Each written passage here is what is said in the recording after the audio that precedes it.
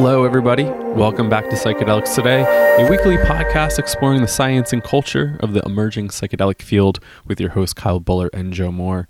Today on the show, I get to chat with David Krantz.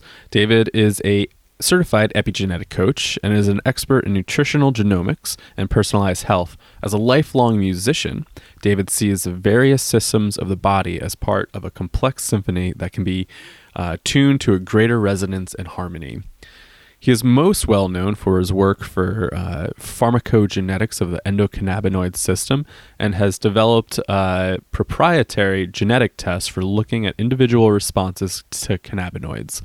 A biohacker by training and artist by nature, David enjoys working with others who have a deep passion for enjoying life.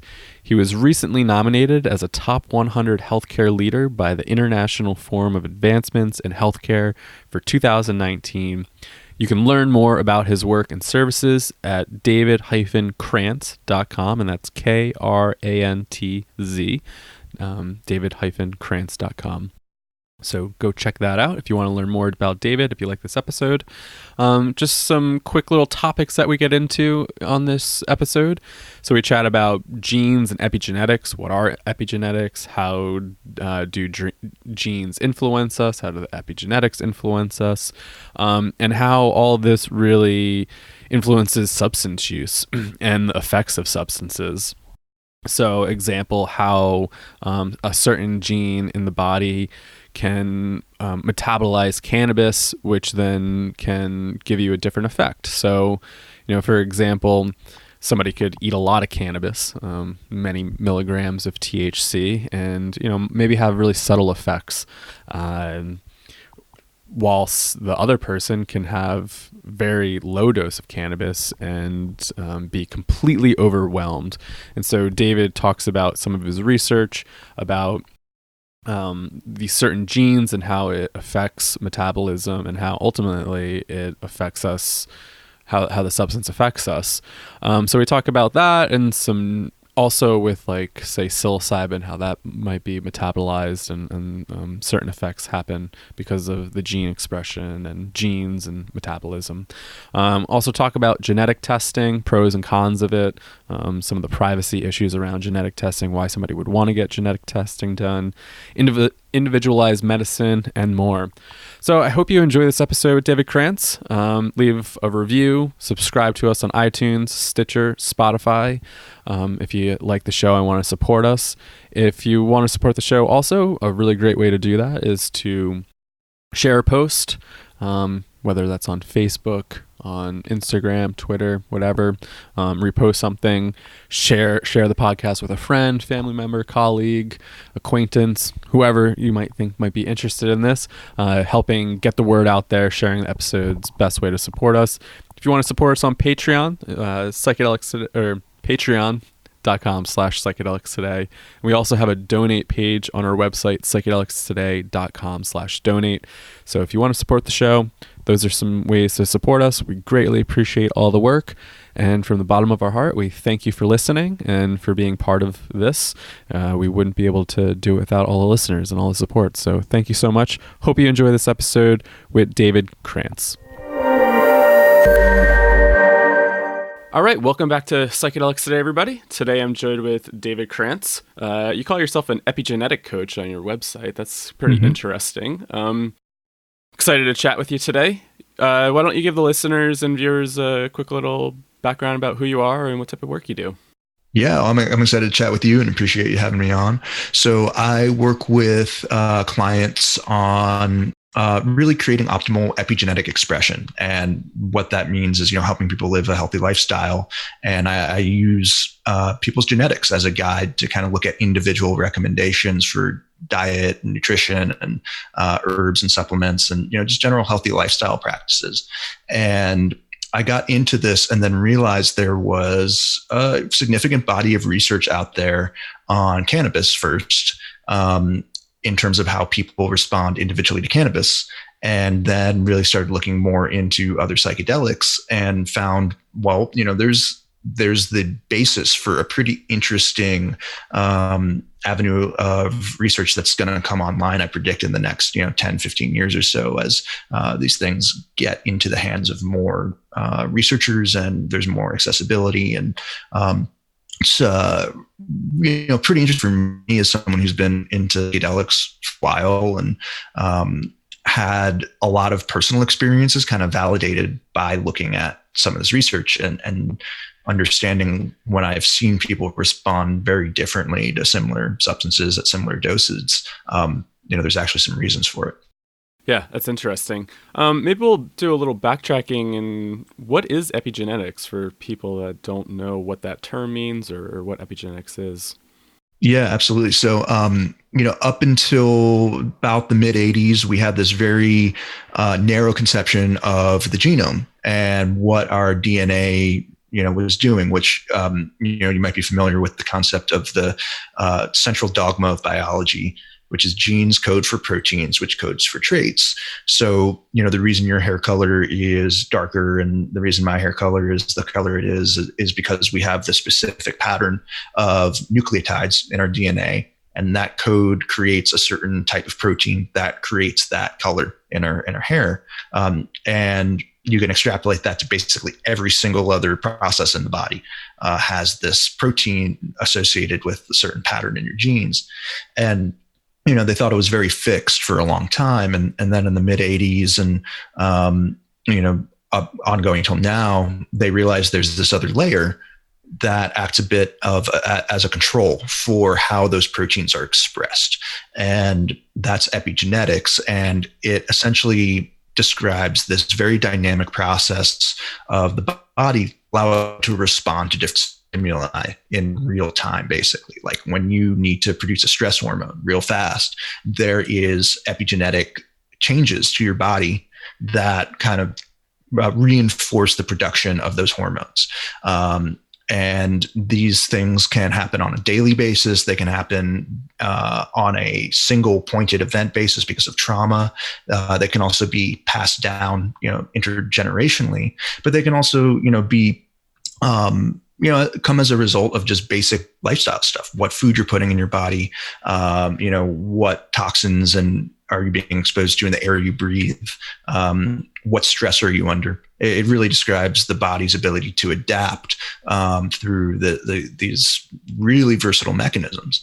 And you can kind of think about it as having a dimmer switch on each one of your genes that can shift the function in response to what the body perceives the environment as and how it would optimally kind of exist in that environment.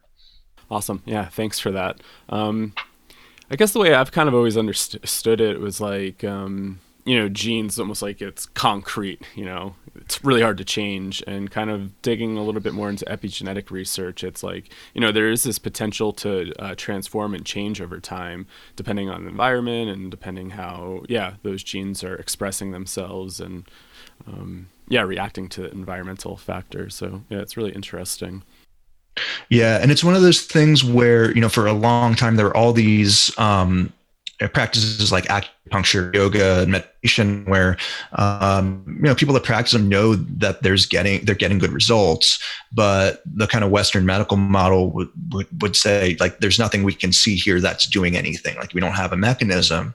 What's really fascinating to me is that epigenetics has sort of become that interface between a lot of the things that we didn't understand what was happening previously. And I'm personally really, really excited to start to see some epigenetic studies on psychedelics. Because when you look at all of the kind of minor things that can cause epigenetic changes, I have a really strong feeling that there's some pretty significant gene expression changes when people do psychedelics. When you look at the epigenetic literature on just meditation, just mindfulness practice, there's studies that show, it depends on the study, but between 2,000 and 4,000 genes changing expression with regular meditation practice. Wow. Yeah. So, it's like, you really see these profound changes, and it provides a way that scientific you can scientifically point to things that previously were kind of left to the mystical or the, purely energetic, which you probably can translate that pretty easily over to psychedelics. Right. So it's an avenue that I'm going to be paying attention to. And there's really not any yet, just in terms of the trajectory of like what you have to do first. Right. Before you can. Yeah, I was going to ask you, do you know of any research with epigenetics and psychedelics?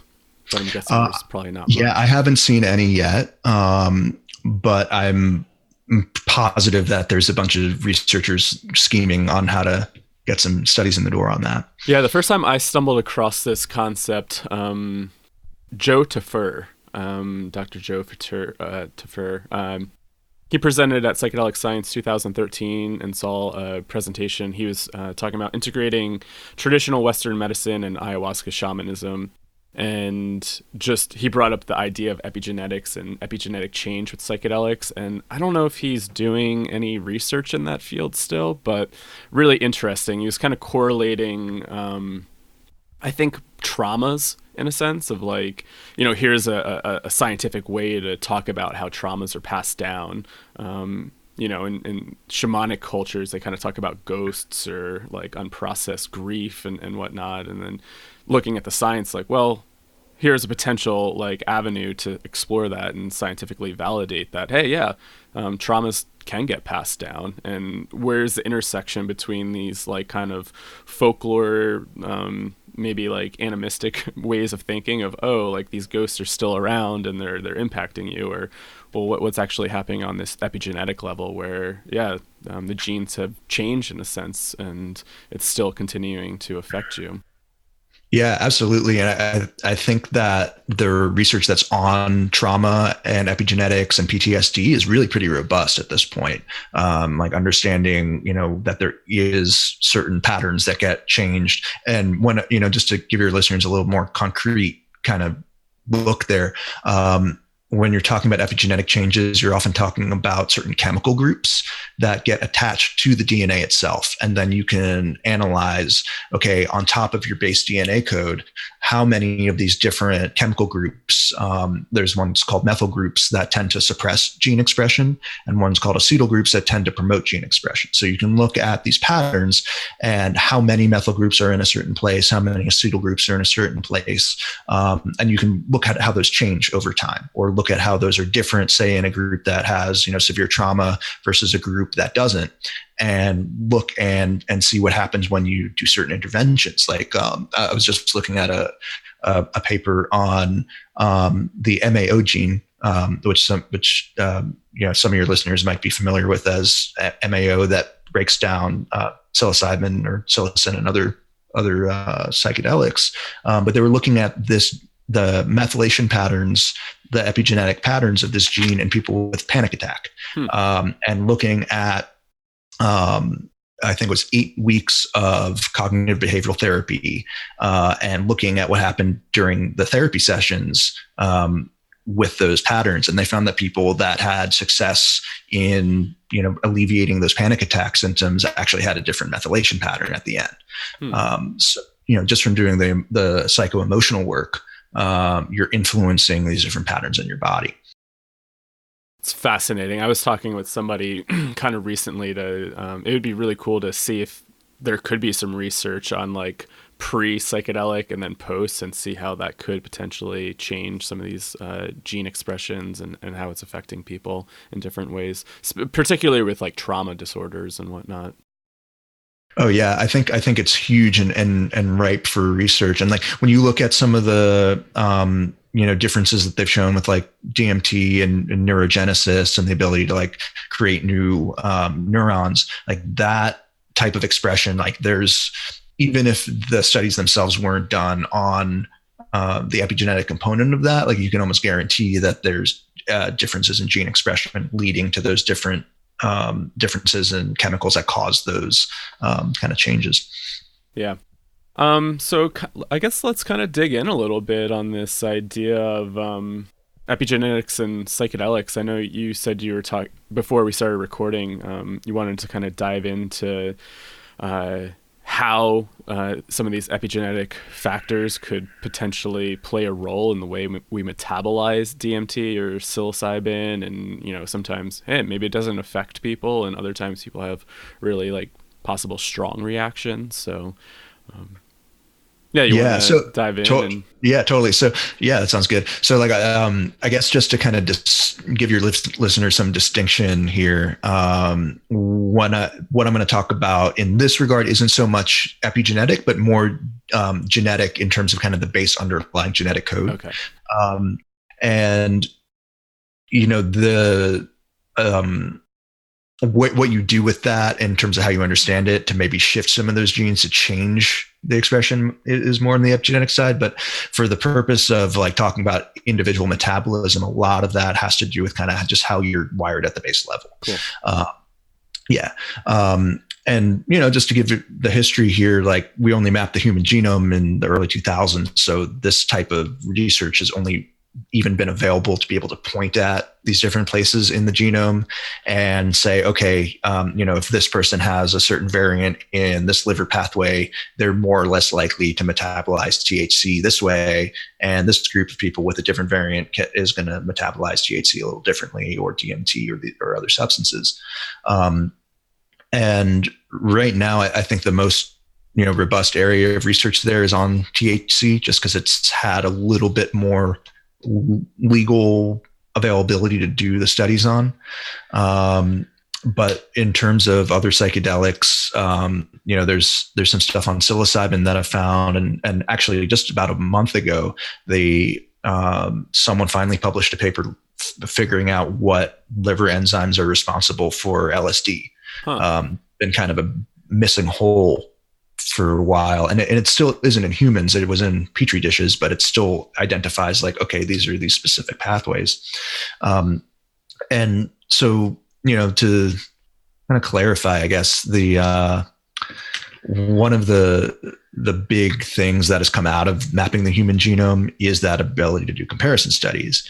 And what researchers will do, they call them genome-wide association studies, where they'll take, you know, group A and group B, and group A has a certain genetic variant in, so I'll use the, you know, THC as an example. CYP2C9 is the name of this liver pathway. And it's like in this class of liver enzymes called cytochrome P450 enzymes that like are really well researched, because pharmaceutical drugs use all of these pathways. So there's, you know, tons of money to kind of figure out which ones do what. But what they'll do is, you know, give the same dose of THC to, say, someone with the letter, you know, like the DNA nucleotide T in one place and a nucleotide G in the same place with the other group of people. So you have these slight differences in their code, and then kind of look and see, okay, does this actually change the way people are metabolizing these things? Does it change the blood levels of THC? Does it change their subjective reporting of how they feel? Does it alter the experience? And there's a few variants that have been isolated with cannabis, where, you know, done human studies to really look at, if you're someone who is a slower metabolizer in this 2C9 pathway, you're probably going to get rocked by edibles, basically, is what those studies tend to point to. So, you know, and this goes back to like high school for me, you know, being the kid that wanted all of my friends to smoke weed, and then having some friends that, you know, would take one hit and be totally just floored, or having, you know, some people that really didn't enjoy it. And me in my narrow-minded kind of mode of, you know, thinking everyone is like me, couldn't really quite understand how that was happening. When I found this research, it really kind of just made me like have a lot more empathy for the way people respond differently. Yeah, and so that's a 2C9 gene. That's the one that is involved with the metabolism. Mm-hmm. Yeah, it's the main one. There's another secondary one called 2C19, and that's shared by CBD also. Kind of acts as the secondary backup pathway for those. But yeah, I mean, it's pretty interesting. They found a number of different genes beyond the metabolism ones. So, with the metabolism ones, someone who is a slower metabolizer is going to be more affected by THC because there's more hanging around in your system for longer. It really impacts edibles more because when you ingest something or smoke it, it has more of the internal tract and gut to go through that's going to expose it to those enzymes versus more being direct in your bloodstream. And it impacts both, but seems it's more pertinent for edibles.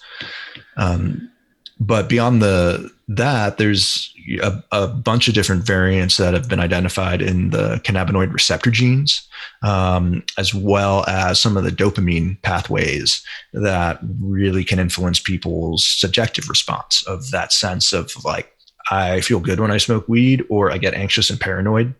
And I've been running, a genetic panel that I kind of put together with all these different variants that I was able to find in the research, and ran it with about 50, 60 people at this point.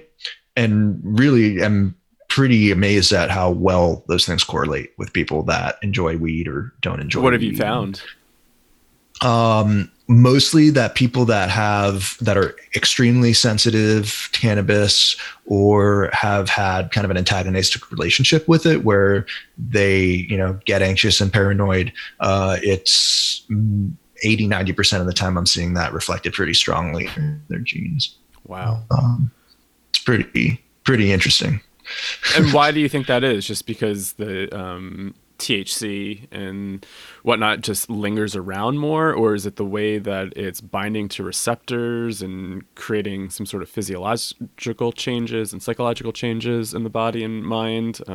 Because I've always wondered this. There's people that just consume cannabis and it's almost like that it doesn't affect them in certain ways. And then, personally, it's like I'm very low doses and fully psychedelic, and it's like what's going on there, and it's shifted over the years, and so I'm always wondering what's going on here. Am I becoming just a little bit more in tune with my inner world and just any little thing can really amplify it, or is it more physiological and biological in the body where it's the way it's being metabolized and just processed? Totally. I think it's a multifactorial kind of answer. And I also don't want to get too far into the biological essentialism side of things, right? Because I think there's so many, individual psychological and emotional things that contribute to, those types of experiences of potentially things being brought up that are difficult or hard to integrate. But on the biochemical side of things, I think it's a combination of all those things, where depending on how your receptors are shaped and wired exactly, there's going to be a little bit of a differential response to THC. Some of the better studies on that have to do with stress response, because the endocannabinoid system is really heavily involved in stress management, stress regulation, nervous system balance. And there's a variant in the cannabinoid 1 receptor gene that they identified where they were exposing people in the study to like a scary or activating type event, and the difference in people's return to baseline was really noticeably different between one version of the cannabinoid receptor and the other, where some people were able to come back to baseline and manage their stress and their physiology much faster than the other group. And there's also some research that tends to indicate like more or less likelihood for developing PTSD after a traumatic incident, depending on that. And that's one variable. And then another variable you can look at with some of the genetics is levels of your own endocannabinoids. So, your body will produce these cannabinoids that activate those receptors internally. And there's these two enzymes that have been identified that break those cannabinoids down in the body. The two main ones, anandamide and 2-AE, they each have these enzymes that kind of control the levels of them. And there's these two genes that depending on which variant you have there, you're likely to have more or less of those enzymes. And so if you have more of the enzymes, you're likely to have less of your endocannabinoids. And those have been tied to a couple different things, including, again, better stress response when you have higher levels of your own endocannabinoids, but higher likelihood to use cannabis when you have lower levels of your own endocannabinoids. So that kind of gets into the balance theory there of there being potentially some kind of innate deficiency that when people are attracted to cannabis, like, I mean, I don't know about for you, and it might not be the same for you, but when I first smelled weed when I was like, 13 or 14, it like lit my brain up like a Christmas tree. And it was like, what is this? I need it, I still remember the first time I smelt it, and it was just like, what is this? This is so exotic smelling, but it doesn't smell the same over time, which is, I find really interesting, of what I remember it smelling like and now what it smells like. It just seems completely different. Yeah. And then we're getting into some of the epigenetic changes that happen over time, in terms of people that, smoke lots of weed. The receptors tend to get downregulated, in terms of having less of them or changing sensitivity to them. And I'm a little bit unclear right now on exactly how that changes over time, but it's one of the biggest questions I get. And I think that, I think, it almost feels to me like sometimes people kind of use up their ability to interact with it in a really highly positive way, and then it starts to kind of not be as positive. And that happened for me. I mean, I smoked weed. I was an everyday weed smoker for years, and then once I quit for a couple of years, I kind of really changed my cognitive function. And but that's another thing too, is there's a bunch of variants that are related to cognitive function. Like you mentioned, people smoking all day and being fine versus other people who, really don't function well on it. And there's some genes related to, correlations with like short-term memory after smoking. Some pretty broad differences there. There's this one gene called COMT that it does a lot of different things. It's a pretty well-studied gene, but it one of the main actions is it breaks down dopamine in the brain. So you can kind of predict dopamine levels a bit with COMT.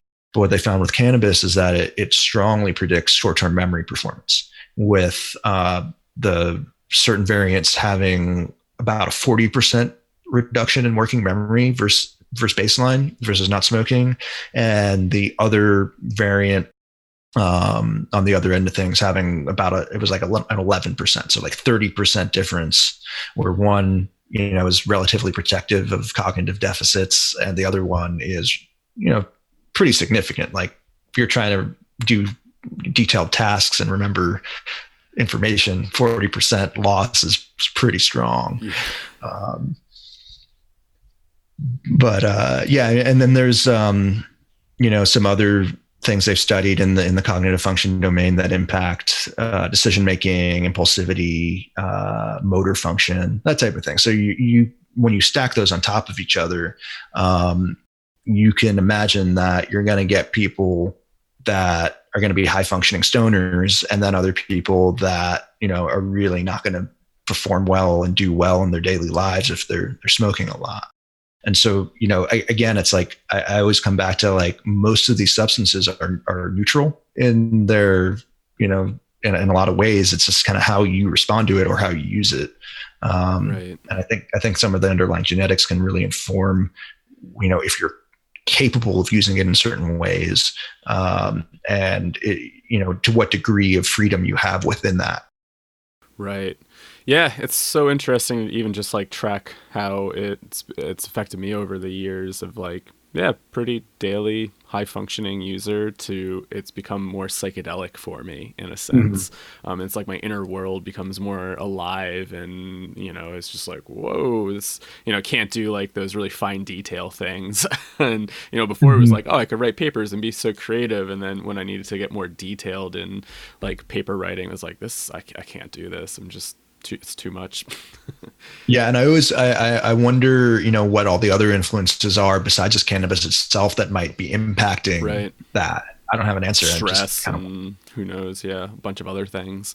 I want to kind of come back to the edible thing. I know when the liver breaks it down, it kind of makes THC a little bit more potent. Is that correct? Yeah. So delta 9 THC, which is going to be kind of the main form that that THC initially comes in, gets broken down by the liver into 11 hydroxy THC, which tends to be a little more psychoactive. And so what happens with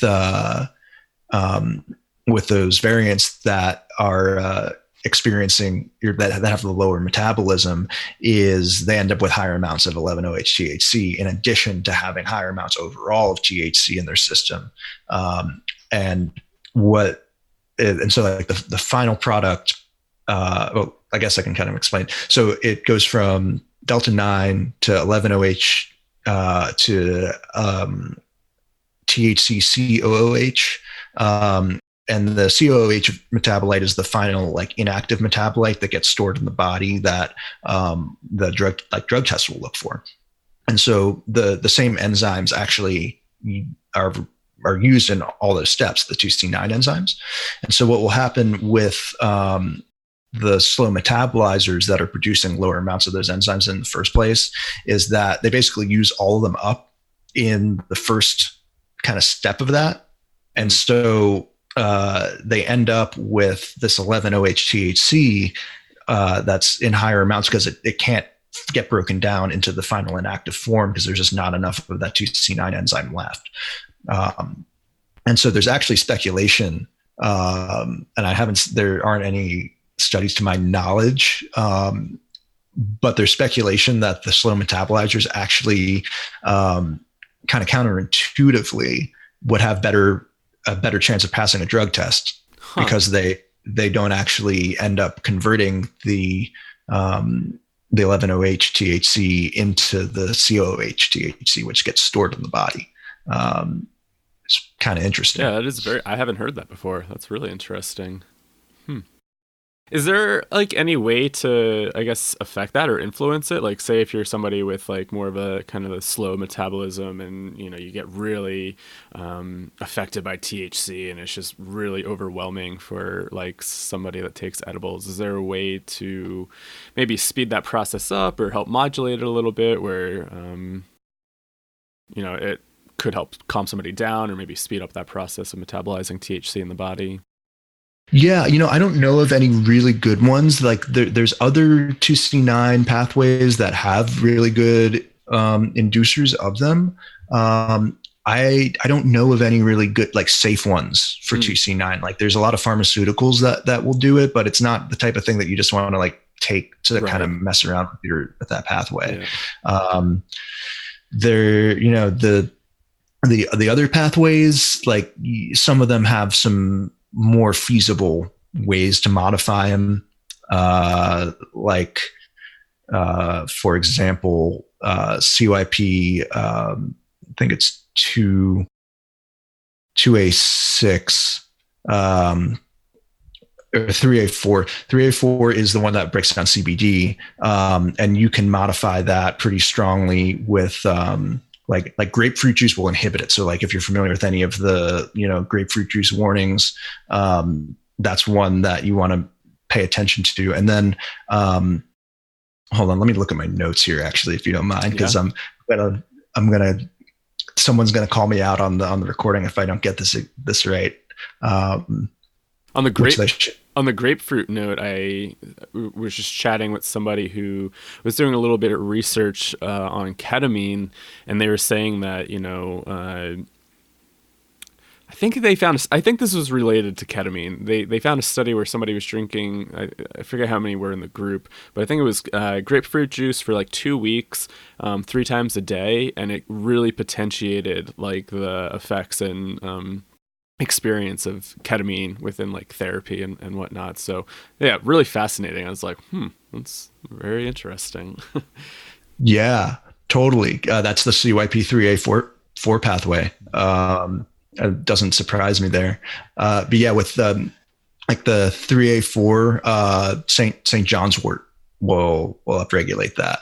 And then like the 2A6, which is going to break down like nicotine, resveratrol, which is, found in like grape skin. It's one of the reasons why people say drinking red wine is helpful. That'll upregulate that. So you can modify it and modulate some of those. And that's some of the stuff that I work with my clients on, not necessarily to like change the response to certain drugs, but just looking at overall detox capacity on a sustainable level in general.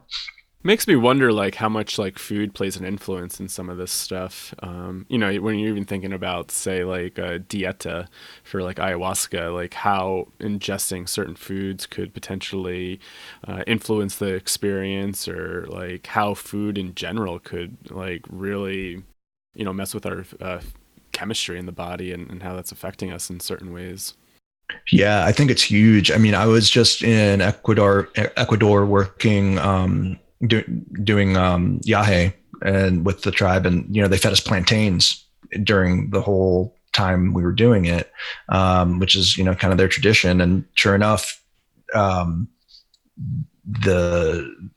has 5-HTP, and I think it's one of the only plants that has like direct serotonin in it as well, like straight up serotonin.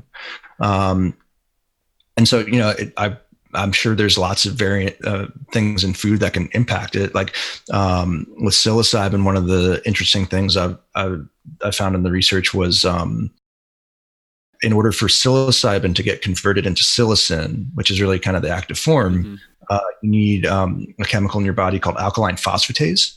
And that's like a typical thing that gets looked at on a standard blood panel, just like it's really important for bone formation and other processes in the body. But if you have low alkaline phosphatase, you can't convert psilocybin into psilocin.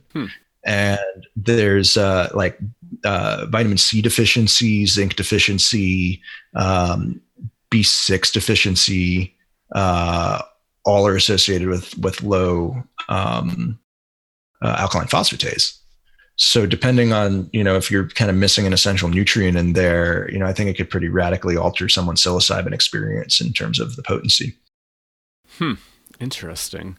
And so you said like you haven't come across too much research on like, I guess like MAOIs, like the MAOI inhibitors and how that's affecting, like, I guess the genes, like what genes are modulating that, which then could possibly like affect the way psilocybin is affecting and DMT. Mm-hmm. Yeah. I mean, I haven't seen any real studies on psychedelics in humans, but I have some personal experience with it where I had a coaching client that went to 2 different ayahuasca ceremonies and didn't trip at all. Had like a total null experience.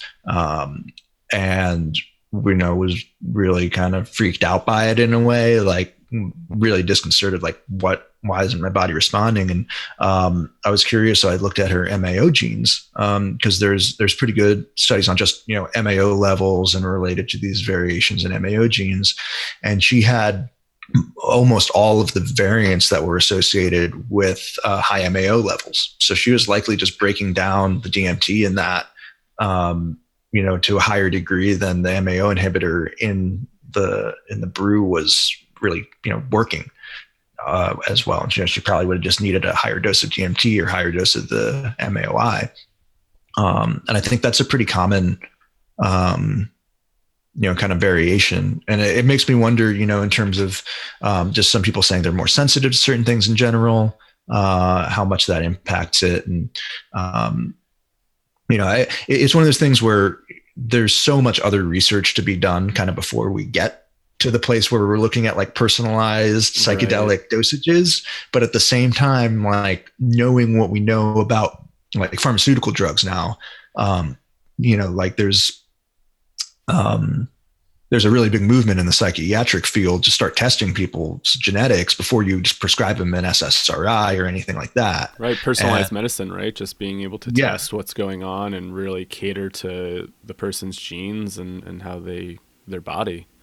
right. I think Yeah. it's fascinating and possibly like the future, right, of medicine, where we can really hone in on what somebody needs and really kind of throw out what's not going to work for somebody. I think that's really Yeah, interesting. it just makes a ton of sense. It saves so much headache when you are taking the wrong thing, or trying a diet because your friend told you he lost a bunch of weight on it, and then you tried and you gain a bunch of weight. Like actually, this happened to me with me and my wife, where I found keto maybe about 5 or 6 years ago, and it worked great for me. Like I got cognitively sharper, lost some weight, like felt really good. And I started cooking, with high fat, everything for us. And she started gaining weight. And, it was really frustrating for me. And then once I looked at both of our genes, it just made total sense in terms of why that was happening, because she has all of the factors that would really make doing high fat a bad idea. I've got the ones that really would indicate like, yeah, this is something worth trying. So it's like just kind of ruling out those potentials before you get into a place, especially with powerful substance like psychotropic drugs. It's like if you can figure out which one someone is going to have a better experience with, like that seems logical to just go ahead and try and do that testing if you can. Right. Yeah, and it's so interesting about like people not having an experience. I've definitely seen people eat a lot of mushrooms and not have any, quote unquote, oh, like it's so and so. I'm like, what? Yeah. I mean, Right. when we were down in Jamaica last year, it was like, seeing some people eat like 10 to 14 grams, and it was just like, and I was like, what? Like, and there's not. I'd be incapacitated at that point, like Oh yeah. laying down and having crazy visions and stuff. But like, it really got me thinking. I'm like, what's going on here? Is it the set and setting? Is it like something with the mushrooms? Is it the person's metabolism? Is it, biochemistry, how it's react? I mean, I'm sure all that is playing a role into how, it really affects somebody, but it got me really curious of like, what's going on here? And, I've heard it with like ayahuasca too, like some people reporting like, I had very somatic sensations, no visions, so yeah, it's really interesting. Yeah, I mean, I think there's so many factors at play there. But I would argue on that kind of thing, when someone eats 10 to 14 grams of mushrooms and barely feels a thing, like there's some biochemical stuff going on there. And like I mentioned, I think the alkaline phosphatase piece is big. Because if you can't convert psilocybin into psilocin, it doesn't really cross the blood-brain barrier very well. And low alkaline phosphatase is not that uncommon. Like I mentioned, it's a result of a lot of common nutrient deficiencies. There's a bunch of other little kind of minor health stuff that can cause it. And it can also be caused by taking a lot of vitamin D. Like if you're taking very high amounts of supplemental vitamin D, you can have low alkaline phosphatase too, because of the interaction with vitamin D receptors in bones and all that. So, that's kind of the first step. And then there's MAO, which, people have different kind of natural levels of. And then there's another step after that called glucuronidation in terms of the metabolism of psilocin. Once that's metabolized by MAO. And that's another step too. And there's variations in that gene. So it's one of those things where, say someone is going to have less or, very fast metabolism and break down those things very quickly, or not be able to convert very much of the psilocybin into psilocin, then, I think it's totally possible that they're not going to get any, psychedelic activation from that. Makes me makes me wonder about like the difference between like the entourage effect and doing whole plants versus like synthetic single molecules, and knowing, okay, this person possibly can't break down psilocybin into psilocin, so what would it be like to just give somebody pure psilocin instead? Mm-hmm. Would that actually, be better for that person? I would imagine so. I would imagine that would probably, if that's the reason, and there's like a low alkaline phosphatase issue, then you bypass that step. Yeah. Yeah. It's fascinating. Yeah. Oh yeah. I mean, it's just interesting, like where the field could go. And like, I don't know, I guess just even thinking about like, you're talking about ayahuasca and different levels of DMT, or the different levels of monoamine oxidase inhibitors in the body and stuff like that. It's like, or monoamine oxidase enzymes. Mm-hmm. And like, how could you possibly change up brews for certain people, right? Maybe adding a little bit more chacruna to it, or a little bit more of the vine. And I mean, that would be a very individual process and probably be kind of time consuming to make all these different things. But I don't know, just interesting to think about. Yeah, absolutely. And like but at the same time, if you kind of have a couple archetypes of like, all right, this type of person, when we know, and so 5-MeO-DMT is CYP2D6, and I think just regular DMT is also, and then DMT is also there. And, say, for example, someone has a variation in that pathway, like there might be a certain, choose from 3 different brews that have different ratios that kind of might be more suitable for different people, depending on what that looks like. And, I mean, in a lot of cases, it's probably overkill. Right. But at the same time, if you're like, someone who's working in, the therapy field, and you are looking for, high level outcomes with all your clients, and you want a consistent kind of reaction from people, it kind of makes sense to start incorporating this type of information, I think. Yeah. Yeah. It's really interesting.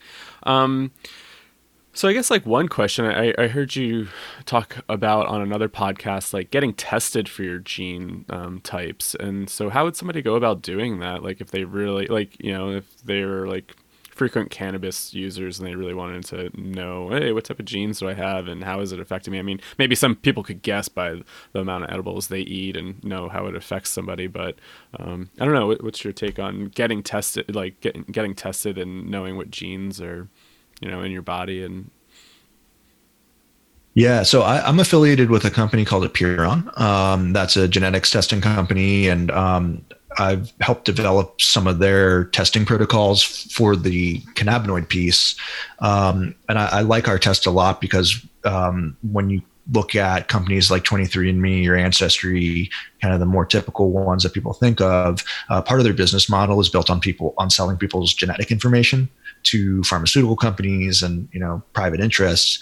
And we've gone through extensive lengths to protect people's privacy and data with our tests. So just from a safety and data security perspective, I really like what we have set up. So, I do testing for people. There's a lot of other venues and places, but I know that our test is very safe and secure and I trust it.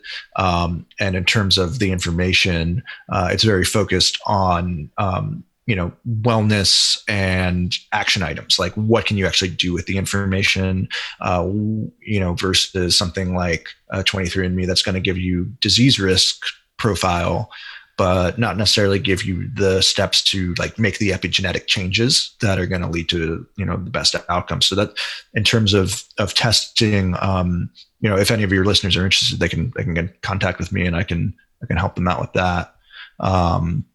But there's plenty of different options out there. It just kind of depends on your level of comfort knowing where your data is going. And I would suggest for people to be very cautious with it, just because behind the curtains, a lot of the business models out there for genetic testing companies are built on data sales. I still have my 23andMe sitting in my closet for that reason. I'm like, do I want? I know you can do it anonymously, kind of. Yeah, like you can always make a fake email and do that. And I mean, I did 23andMe years ago because I was like, I understood the risks and trade-offs. And this was before I had access to this test. And I was like, well, it's worth it for me to know this stuff and check it out. Do you think it's worth it for people to know this type of information? Oh yeah. I mean, I really do. I think it's something that takes so much guesswork out of, understanding what nutrition is correct for you. Understanding, if there's certain nutritional deficits that you might want to be making up with certain supplements, or, from antioxidant perspective, which pathways in your body do you want to support, to kind of mitigate stress. And I think it's really if it were up to me, this is the kind of thing that like everyone at birth would just get a readout of like, all right, here's how your body's wired. Here are the things that you should probably be doing, just on an ongoing basis. Like, don't eat this type of fat. You probably want to get a little extra vitamin A, and it just, in an ideal world, I think that would be part of it in terms of like just understanding your kind of variability and your individual differences. And like when I work with clients, it creates such an easy shortcut to kind of get right to the point without having to experiment endlessly. And it kind of takes out what I refer to as supplement aisle syndrome, where you're like standing in front of the supplement aisle in Whole Foods and you're like, everything is supposed to be good for me. Like, what am I doing? I don't know. I guess I could do all of them, but it just kind of, narrows down the options to something that is easy. Yeah, I'm not too familiar, I guess, how a lot of the genetic testing works, but do a lot of doctors do this? Because I always wonder this. I'm like, why does it seem like some of these companies are getting involved and making profits off of it versus like, why can't you just go to a doctor and get it and have everything a little bit more private and maybe a little bit more ethical in some sense? Yeah. You raise a really good point there. Like the direct to consumer testing stuff that's out there right now. A lot of it is a cash grab.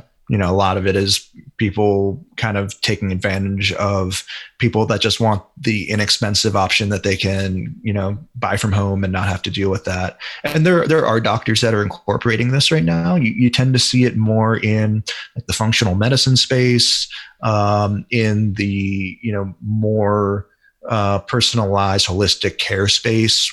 And,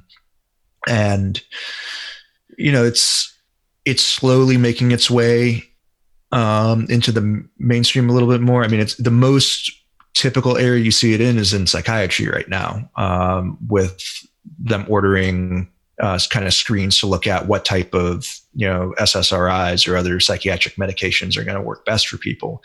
But again, it's in this very narrow scope. Like I've had clients bring me those tests, and they're looking at maybe 10% of what you could do with that information. It's like here, it's solely focused on, well, what type of pharmaceuticals can we prescribe you? It's like just an extension of big pharma. Whereas you can look at that same information and say, oh, well, here's like, 15 different things you could do to your diet and nutritional profile to, also kind of alter potentially some psychological functioning neurotransmitter outcomes. And so it's like, you kind of, it's a little bit frustrating to me when I look at what's going on in the market, but also very exciting when I look at people that are really taking the care and space to like really figure out how to use this information well in terms of supporting, really like a whole complex systems approach to health, which, you can't narrow it down to one variable and, one pharmaceutical. You got to look at it from all these multifaceted perspectives. And that's actually where I think the genetics really, really shines in terms of being able to look at, gene function and say, all right, well, we know this gene function is related to these 6 different inputs. You could affect this through exercise or through food or through light exposure or through the way you manage stress. And all those inputs are going to epigenetically kind of shift the same gene in a way you want. So you can think about, the idea that like, okay, holistic living is important. You actually get a scientific validation of those ideas by looking at, okay, we know, all of these different factors are going to impact this gene in a certain way. So then you can very, kind of specifically target certain pathways or genes in the body through a number of different inputs and mechanisms that way. And I think that's really where genetics are, most useful in terms of just understanding, like, how do I want to support my body at this very deep underlying level? And not only can I do it with this, one specific way, I can also kind of stack these other things to kind of stack the deck in my favor, Yeah. Sifting through all this research that you've been doing, are you excited about anything that's possibly happening in the psychedelic field? Like, where could this be implemented, or like, where's things like a little under research? Where could there be more research done? Any thoughts? Yeah, I mean, I think the whole field of all of it, basically, in terms of looking at individual response and metabolism to all the psychedelics. There's some research on MDMA. I think MDMA actually has the best stuff out there, but I'm not sure that they've really done much with that in any of I know they haven't done anything with that yet in the therapy stuff, just because you got to validate it first in general and then focus on the individual stuff. But I think the epigenetics of psychedelics, like we were talking about earlier, is probably going to validate and elucidate a lot of the mechanisms that people see for kind of these spontaneous shifts and ability to overcome trauma. I think there's so many, and in the last episode I was just listening to with you guys, you're talking about different pathways to healing. And I think that epigenetics is going to kind of show itself as one of those mechanistic pathways that underlies a lot of this stuff. So I'm excited about that. And I'm personally actually getting a master's in counseling degree right now. Oh, awesome. Yeah. So I'm very interested in adding therapy as a modality to what I'm doing with clients right now, both in the psychedelic space and, just in more traditional kind of methods. But, that's kind of the missing piece for me right now, is I want to be able to work on the more psycho-emotional level with people. And when I think about my, life path and process, like, that's been one of the most powerful things for me, and doing a lot of the work I've done with shifting some of the diet, nutrition, supplement, all that kind of stuff. Really what it's about is just opening up the possibilities for me in terms of having more headspace and more available energy to like do the emotional work that I need to do, Oh yeah. It's endlessly fascinating. My trauma course that I wrapped up last semester, I wrote a paper on, what was it? Transpersonal modalities. So really exploring like how transpersonal healing modalities such as like MDMA and psychedelic therapy could potentially heal trauma through some sort of epigenetic change, and how can these transpersonal experiences, so I guess focusing on that transpersonal component, and what kind of sparked this idea was, just engaging in so much breath work and, working with non-ordinary states and having these experiences of reliving, like, I guess, ancestral stuff, of like reliving, say, a trauma that my grandfather went through and seeing how it affected us down the family line and how it's still living inside of me, and just having an experience, a transpersonal experience, to be able to feel that and observe it and be like, wow, I think I'm just starting to understand why I'm like this. This happened, and then how that really affected, the other family member, and how that's really gotten passed down. And I guess how that's really played a role in some of my healing is having a lot of these experiences. And could that transpersonal component of having a vision, reliving these kind of ancestral traumas or experiences, actually create some sort of change in the gene expression, be able to create healing in another way. So really kind of not looking at the biological aspect of it, but looking at how a transpersonal experience could foster that biological change. Oh yeah, I'm so there with you. I mean, I think that's really where the juice of all of this lies, is like, how can you look at, I mean, how can you validate from a Western scientific perspective the things that we kind of already know are happening on a internal level, just to be able to show other people like, yeah, here's the mechanism, right? Like this is actually changing. And I have a feeling that, like I mentioned, that study looking at panic attack and methylation of the MAO gene, like if you're getting those kind of results from cognitive behavioral therapy, which is like going to be, one of the most surface level kind of therapeutic approaches, having a powerful transpersonal experience where you're going back and reprocessing, familiar line traumatic memories. Like, I mean, I don't want to jump to conclusions, but I'd imagine there's something going on there too. I think there's definitely some interesting research for the future to explore. Because it's like, what is like actually going on here? I know like the healing part of doing psychedelic therapy is somewhat complex. It's the chemistry of, binding to certain receptors and feeling good. And then also these transpersonal qualities where it's like, how is that actually affecting our bodies in different ways? And I think that's like a really interesting angle to look at. I don't think too many people are looking at it. I mean, I might be wrong. I was trying to do some research on psychedelics and epigenetics for this paper. I really didn't find too much. I don't know of too much either. So tell me more about what you're doing for school right now. Oh, I just wrapped up. So my degree was in clinical mental health counseling and somatic psychology. Awesome. Cool. Yeah. Well, it sounds like I'm about to embark on a similar path.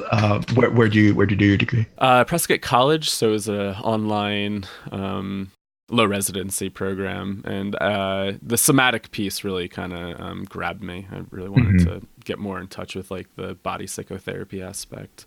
There's just such different ways to work, and working with the body for me has just been really really healing. There's just so many things that you can't express in words and cognitively like come to conclusions of. And sometimes it's more through like those somatic cathartic experiences, or, learning how to regulate your nervous system. If you deal with a lot of trauma and stress, like how could that really just impact you? It's huge.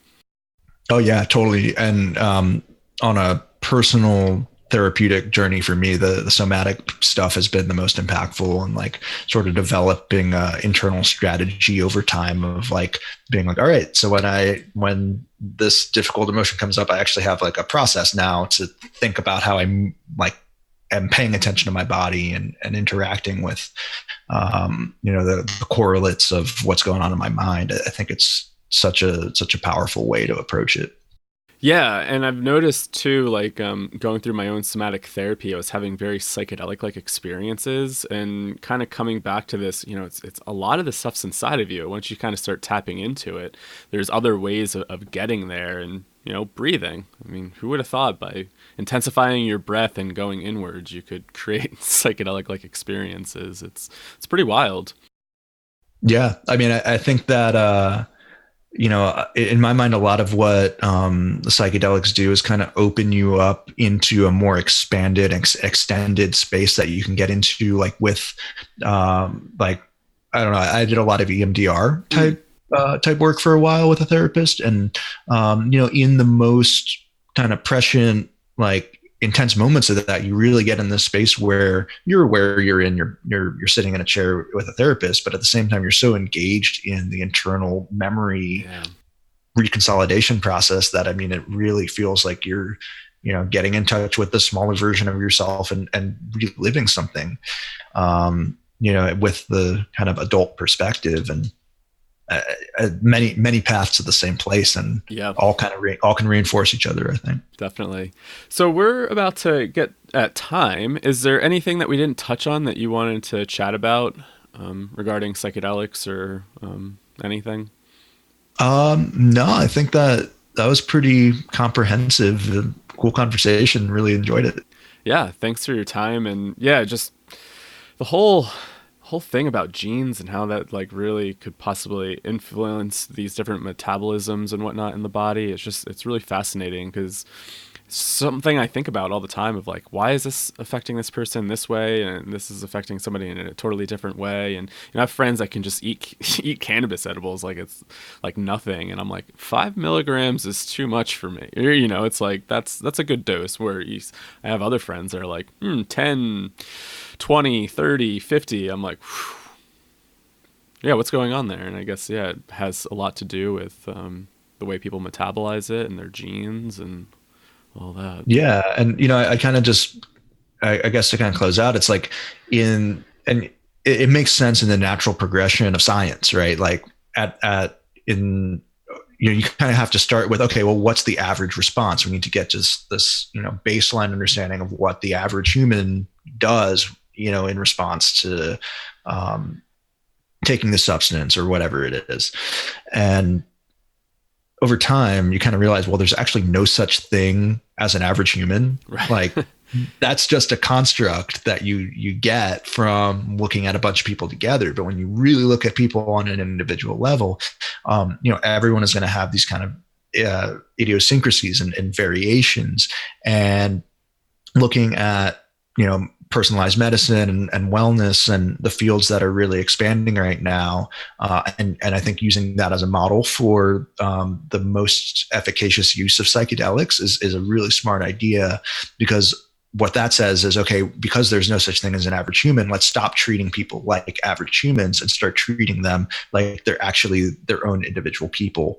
And, stop leaving the outliers out. When there's like, if 75% of people respond to this in a particular way, well, then what happens to the other 25% of people? Do they, how do we work with those people? And I find that in a lot of my clients, like those are the people that I end up working with, is that, those are the people that haven't responded to the typical traditional way of doing things. And they're kind of looking for that information to understand their bodies on a deeper level, why they're wired in a particular way that's causing them to respond that way. And so I think just kind of taking that into the psychedelic space, it is smart. And it's like from a psychedelic consciousness perspective, it's simultaneously very intuitive and also almost counter to the sense of oneness, that kind of comes with like, well, we're all of the same substance, of the same fabric, or those types of feelings that get evoked.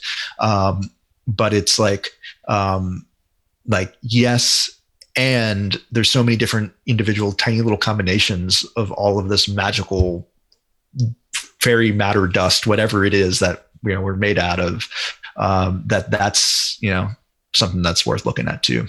Yeah, and I think you bring up some good points here that maybe we didn't really I guess verbalize, is that, I think sometimes we think these substances could be really beneficial for everybody, say cannabis, or I don't know if you've ever seen any of those memes. It's like CBD on everything. CBD is like this awesome thing. And it's like, it's psychedelic medicines and these really powerful things, like maybe they aren't good for everybody, right? Like I think we have to like really understand how they affect different people, and maybe there's other things that work better, and it's not that, oh, this is going to cure everything. And we have to really approach it with a little bit more caution and realize people react differently to so many different substances, and we can't just kind of come from this viewpoint of like, oh, like just try this, it worked for me, it will work for you. And like because I think that it's kind of common in this world. It's like, oh, cannabis or psychedelics, like let's heal everybody with them. And I think it's nice to think about, but is it actually the best approach for some people? Probably not. There's people that probably shouldn't be touching these substances. When you think about like possible psychotic breaks, or how could that really push somebody over the edge, or Yeah. And I think that mentality comes from a good place. Like if you've had a positive experience, and this is, very much how I used to be with thinking everyone should smoke weed because everyone would be a lot chiller and the world would be a better place. But, really, when you look at the data, like there's some good research on THC and psychosis. Mm-hmm. And there's, a relationship to schizophrenia in certain people, and genetic variants play a role. There's certain people that have certain variants in the dopamine system that seem to be predisposed to higher incidence of schizophrenia and other psychosis with cannabis use. And there's some question of, chicken or the egg there. But at the same time, like in my mind, as someone who has broken through their own cognitive dissonance around this, as, a lifetime stoner who doesn't want anything, who used to not want anyone to say anything, quote unquote, bad about weed. It's like you really got to look at the reality and see that these substances aren't for everyone, and there probably are ones that are for better than other people. And like CBD, the studies that are coming out now, some people actually can get liver damage from high doses of CBD, and there aren't genetic studies yet that show that it's a genetically related thing, but maybe about 5% or so. It's like in the rat models at the higher dosages, like it was like about 15 to 20% of rats had higher elevated liver enzymes, which is pretty problematic, and it's still a rat study. But you do see it with people taking higher doses, and so it's a question of can we help people understand how their bodies are working before they get into a situation where they heard someone else, it worked for someone else, so they tried it and it didn't do the same thing. Kind of like my wife trying the keto diet, right. And that was me forcing it upon her. It's like even everyone has the best intentions. So like I don't know. I tread now with a lot more caution with a lot of this stuff, and really thinking about just having my eyes open to really how deeply variable this stuff can be. And it's like overall, most people are pretty much the same, but when you're looking at like the tiny little variations in these single pathways that really can drastically change someone's reaction to, one or two substances, it's really worth paying attention to, I think. Yeah, definitely. Awesome, David. Well, thanks so much. Is there anything that you want to close with? Any final thoughts? No, I don't think so. If anyone's interested in doing a genetic test, they can get in touch with me. And I've got actually a hour presentation on my website, david-krantz.com, that really goes through a lot of the genetic variants that influence individual response to cannabis in detail. And so for free, people can check that out and learn a little bit more about that if they want. Awesome. And is that the main site that you run? Do you have any other social media presence where people can find you, or just to your site? I'm at Whole Systems Health on Instagram, and David-Krantz, KRANTZ.com. And I generally do free 30-minute consults for anyone interested in learning if epigenetic coaching and looking into your genes is right. So people can find me that way. Awesome. Well, thanks so much, David. Really appreciated this conversation. Had fun, and we'll talk to you soon. Awesome, man. Really enjoyed it too. All right. Well, thank you for listening to that episode with David Krantz. I hope you enjoyed the episode and the conversation.